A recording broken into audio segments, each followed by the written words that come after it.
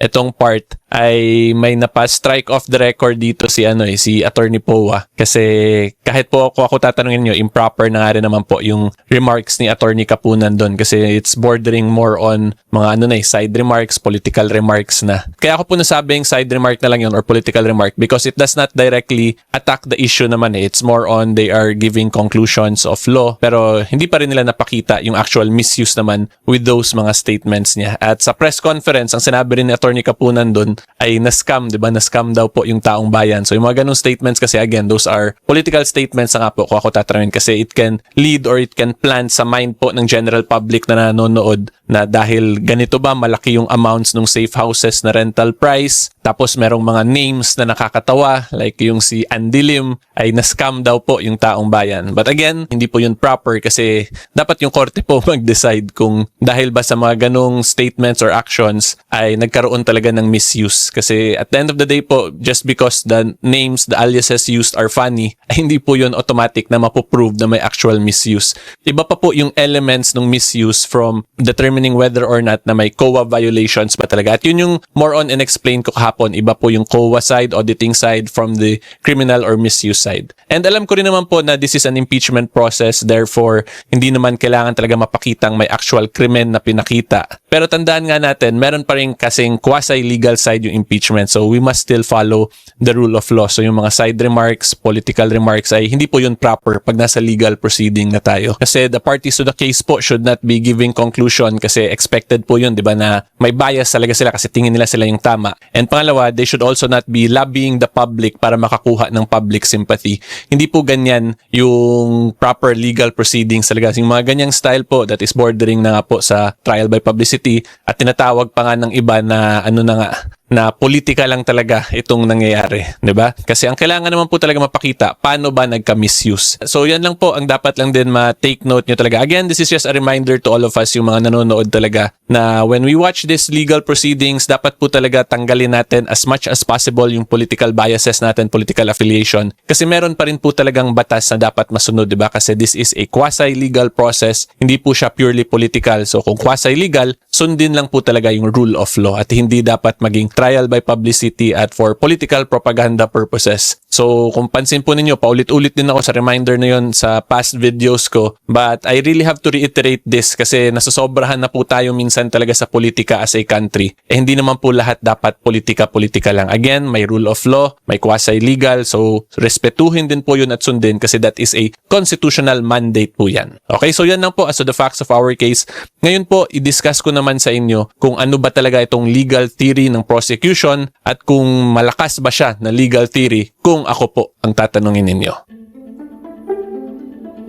So, for the legal theory of the prosecution, etong point talaga nila dito, kaya nila pinapresent yung witness. This is a witness po kasi from COA, di ba? He is a investigator, a COA auditor. So, pinapakita lang nila na nag-issue talaga ng notice of disallowance yung COA. Tapos, by the manner po na tinatanong ni Attorney Kapunan yung witness, ay gusto nila ipakita na meron talagang irregularities na ginawa yung OVP at DepEd dun sa confidential funds. Like dito, minention na 2 million daw yung safe house. But again, kahit na po mataas yung presyo, hindi po kasi automatic nga yun na mapapakitang misuse agad yun. Kailangan pa rin mapakita kung paano yung actual misuse. And yung actual pong inexplain dito ng prosecution witness ay sinabi lang niya na under irregular daw yung nangyaring pag-comply dun sa auditing requirements ng OVP. Pero the COA nga po, the notice of disallowance, that is simply for auditing purposes mainly. And then ang next po after mapakita ng prosecution na may notice of disallowance ay kino-correlate nila ngayon dito sa joint circular. So again, this is joint circular number 2015. With pong presumption na to, ang nakikita ko lang po talagang legal value dito ay kailangan muna may mag-file ng ibang criminal case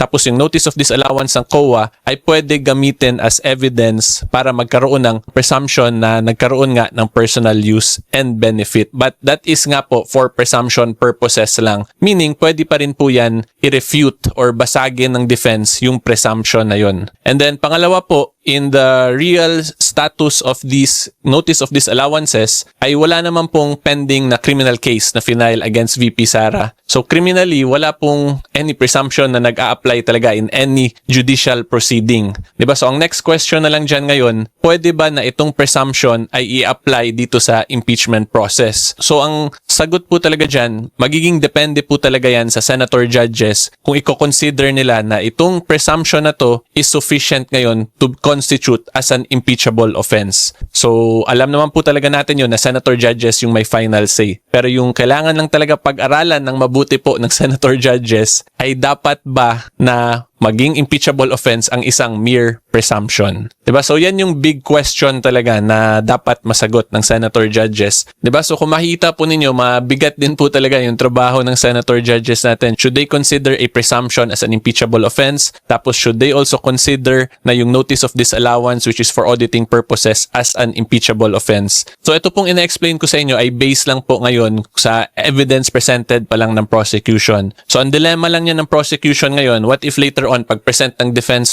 witnesses nila at yung actual arguments nila ay ma-refute talaga nila clearly at mapakita nilang niliquidate nila ng maayos. So pag mapakita po yun ng defense ay mawawala na ngayon itong presumption na nire-rely on ng prosecution. So kung mawala yun, pupunta sila ngayon dun sa dapat talaga na main objective nila, which is ipakita kung paano ba yung actual misuse dun sa pondo once nung pagbigay na po talaga. Diba? Kasi currently pa lang po ang nakikita ko, they are merely relying pa lang po talaga on this. So in simple terms po, ang masasabi ko lang talaga, pag magre-rely lang po sa presumption yung prosecution ay mahirap po yun kasi pwede naman po mag-submit din ng counter-arguments at evidence yung defense. So pag mag-submit po ng counter-arguments yung defense, ay mawawala na yung presumption na yun. So pag mawala na yung presumption, edi wala na rin po yung allegation basically ng prosecution. So sa ganito, yung best po talaga sana ay mapakita kung ano yung actual misuse at hindi lang sila mag-rely sa mere presumption. Pero of course, we also have to consider din yung side ng prosecution kasi baka wala na rin talaga silang makuhang evidence or witnesses na magpapakita yung actual misuse yung once pag-release na po talaga ng pondo. So pag wala po kasi yun, of course, you have to go to the second best na approach, which is yung ganito na mag-rely on presumptions. Okay, so ngayon po, pag-usapan naman natin yung cross-examination ni Michael Powa kasi meron din po siyang ni-raise doon yung tungkol sa 1992 na COA circular. So ito po, I'm not sure kung mababasa nyo kasi medyo maliit. Pero tingnan nyo na lang po sa YouTube account ng Senate of the Philippines tapos 1:28 PM yung timestamp at mas mababasa nyo naman po yun dun. So basically, ito po, yung pinabasa ni Attorney Powa dito was the rationale and purpose of Confidential Fund and Intelligence Fund. Tapos ito po, basahin ko na lang din. Whereas these intelligence and confidential activities by their very nature are highly sensitive and confidential operations or missions, the details of which cannot be divulged without posing a threat to national security or to the success of the mission, whereas as now being required the submission of receipts, bills, or commercial invoices in support of disbursements from these funds for rental of safe houses, purchase of meals, or supplies and other expenses might create a leak of information that may threaten the confidentiality of the intelligence operations, endanger the lives of the safety of the agents and employees of the government agencies, and result to a failure of the mission, whereas in many instances it is impractical and sometimes impossible to obtain such receipt, bills, commercial invoices during intelligence operations, whereas by its very nature the use of intelligence and or confidential funds requires an approach allowing more flexibility in intelligence operations. So yung pinaka-point lang talaga ni Attorney Powa dito is because of the nature of confidential funds and intelligence funds based po on this COA circular na 1992 ay hindi pwede or hindi basta-basta dapat maglagay ng mga totoong information kasi baka magkaroon ng leak of information which will compromise the safety and security of the operations or the agents na gumagawa ng mga intelligence or confidential operations. And then, ang kinounter dito nila Attorney Kapunan ay superseded na daw to siya because of itong 2015 na joint circular. And then, yung counter naman po ni Attorney Powa doon is ito, yung Section 9 na repealing clause nung joint circular. Ang nakalagay, all circulars, memoranda, rules, regulations, and other issuances inconsistent herewith are deemed repealed accordingly. So, ang magandang next i-take note ng senator judges dito is whether or not ito bang joint circular is considered inconsistent dito sa Joint Circular 15. So, yan po yung next na magandang abangan natin dito kung ano kaya yung magiging appreciation ng senator judges, whether or not considered ba as inconsistent itong 1992 na circular na to, therefore hindi na effective. Diba? So, yun yung isang interesting development po na nakita ko kasi pag titingnan lang po natin itong 1992 circular, ay tama talaga yung laging sinasabi na confidential nga eh. Diba? Yung ganung argument na sinasabi sa general public po sa social media. Kasi pasok na pasok po siya dito sa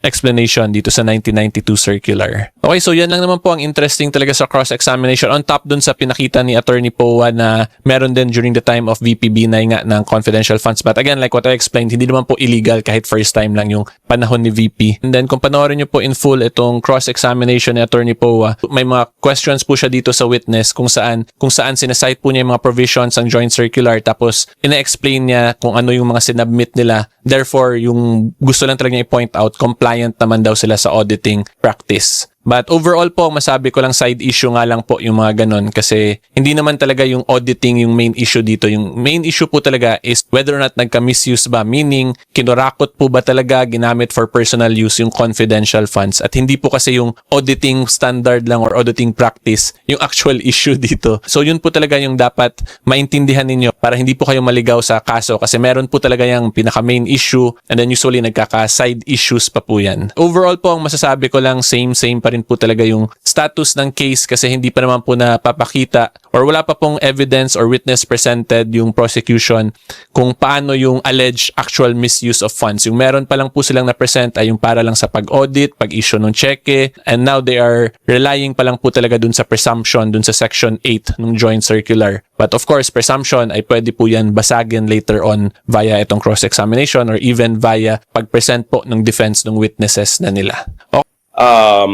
Impeachment ni Inday Sara, siguro nakita nyo naman yung mga katawa-tawang mga bagay na nangyari kanina, yung tinanong ni Attorney Powa on cross, meron ka bang nalalaman na kahit isang sentimo na ginamit ni Vice President Sara Duterte para sa kanyang personal na packet, ang sabi ni Lona Kapunan, "Hoy, wag kang sasagot." Ano ba yan?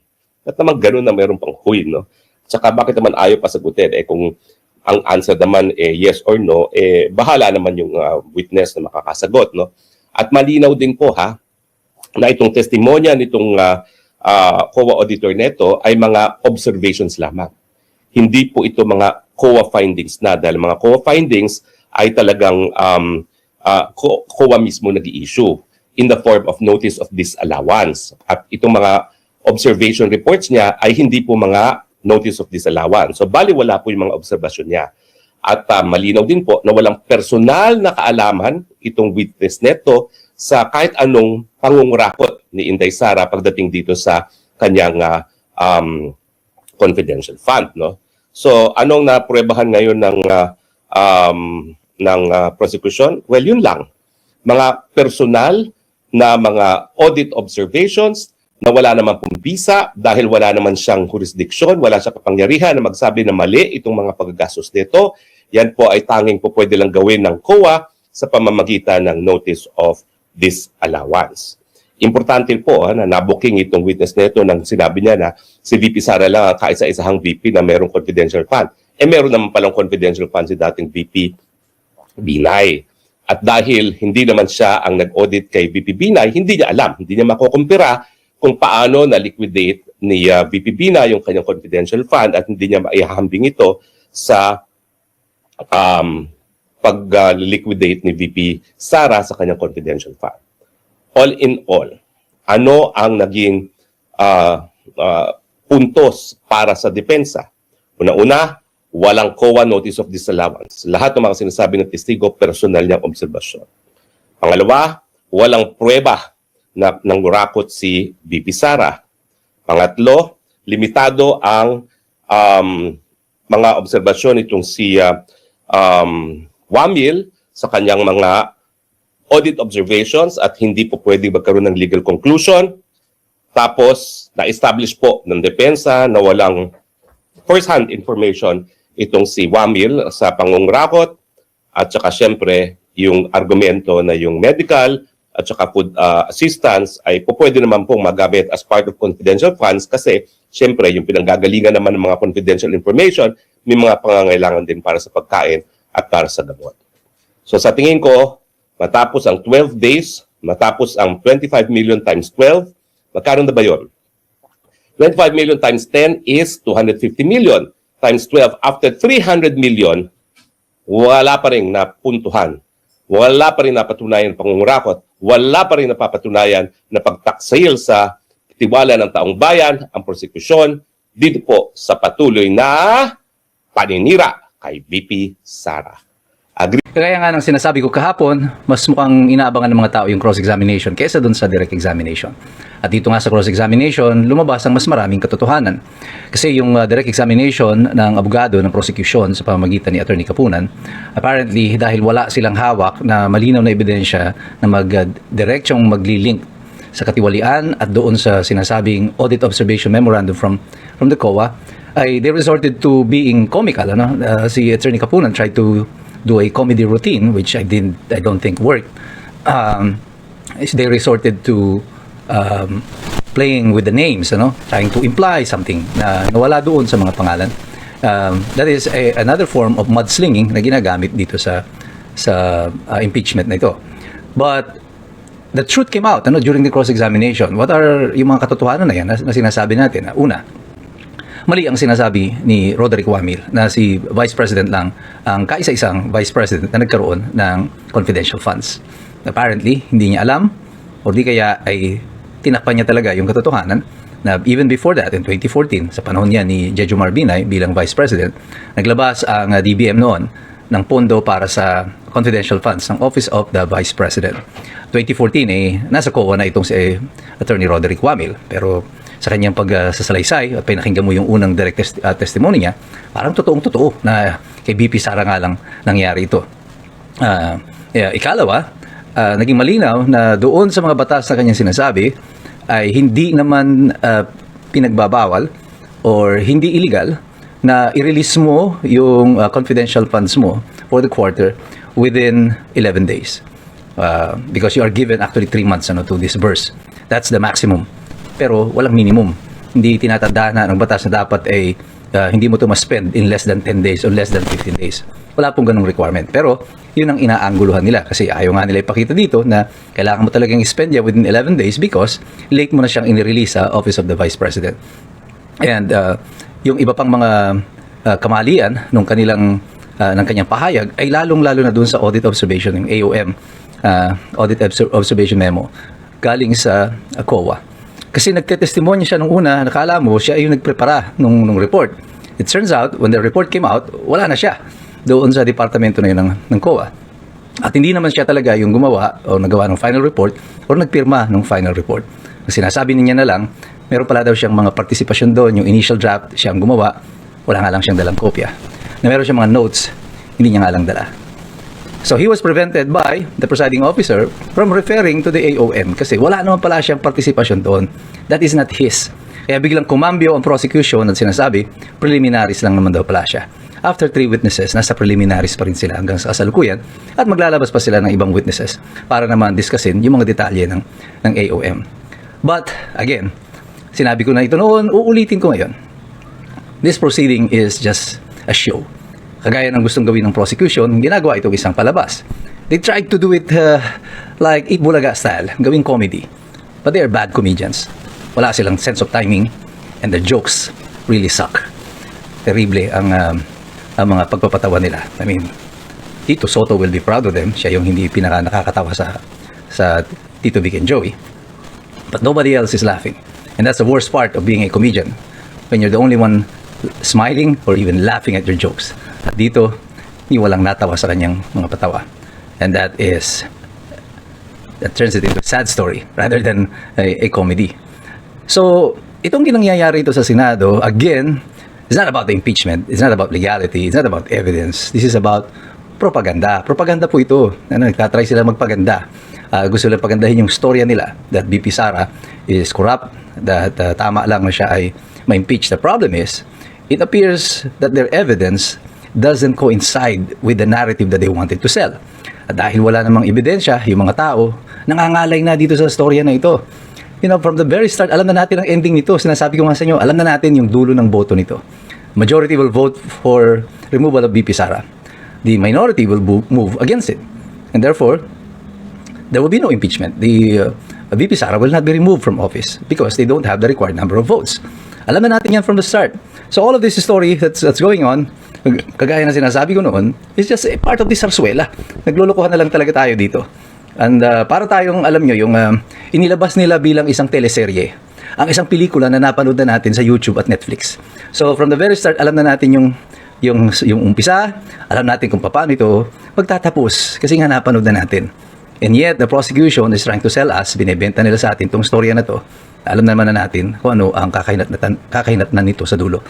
It's because, kaya tayo naiinis dito, mga mamamayan, after 12 days, about 300 million pesos in, wala pa rin nangyayari dito sa hearing nito. Kaya sinasabi ko nga noon pa, hanggang ngayon inuulit ko, para sa administrasyon at sa BBM 13 na nandyan sa Senado, wala po kaming pakialam kung gusto nyo magpropaganda laban kay Sara Duterte.